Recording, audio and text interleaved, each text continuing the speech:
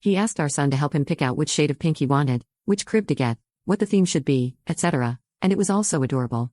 I don't want to reveal any personal medical history, so forgive me for being vague with the descriptions. At our last doctor's visit a few days ago, we were given the news that our daughter has several severe birth defects.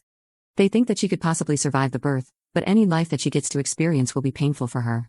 There have been medical cases of babies with the same conditions, rarely surviving from early childhood to the teenage years, and these poor children suffer with so much pain and are uncomfortable their entire lives. They are very low functioning and need around-the-clock care, as well as several uncomfortable surgeries to try and give them a better quality of life.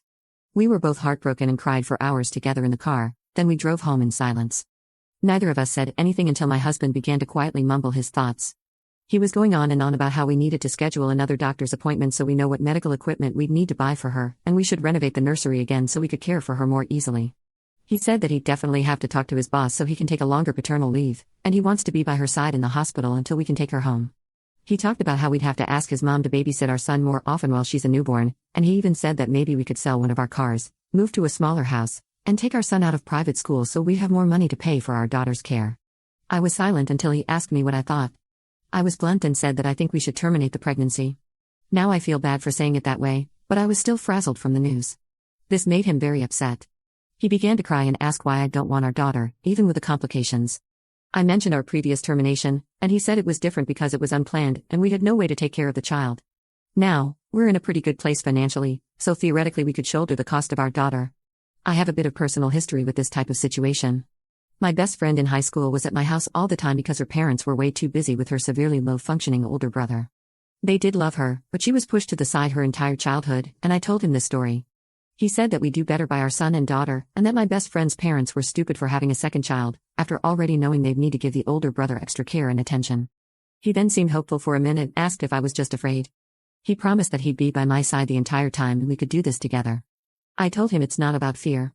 Our daughter will be in constant pain if she's born, and it would be a short and painful life for her.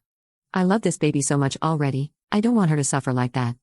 He began to yell that even if she doesn't live long, we could still pour our hearts and souls into making her life as fulfilling as possible. I didn't respond, and he stormed inside. It's been a couple of days now, and he won't even look me in the eyes. He sits in the new nursery for hours, and our son is very confused. I know he's grieving, but I really don't want to go further with this pregnancy. I love him so much, I have no idea what to do now. Update 1. After I made my original post, my husband and I rushed to get a second opinion. Nothing changed, and it was still our original diagnosis. Once I learned that, I scheduled the termination for as soon as physically possible. I didn't tell my husband at first. He kept on raving about how we could give her as much love in her life as we can, and I feel bad for this now, but I snapped and angrily told him I was terminating the pregnancy, that I know how he feels, but I will not allow my daughter to suffer just because he wants to love her. He was furious with me after I put my foot down. After he realized his pleading wouldn't change my mind, he didn't speak a word to me. It was like he refused to even acknowledge my existence. I was terrified that he'd go and leave me all alone with the scraps of our family. I tried to explain it to my son, but he doesn't understand because he's too young.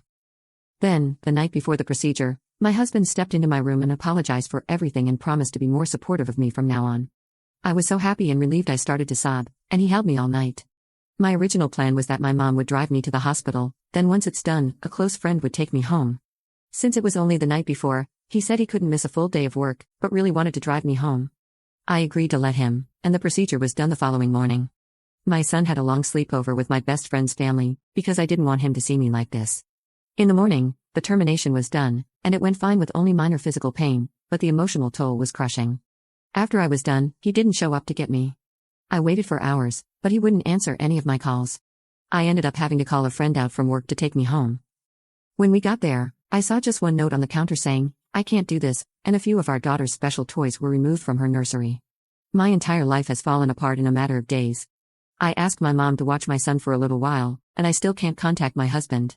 Everything feels so pointless.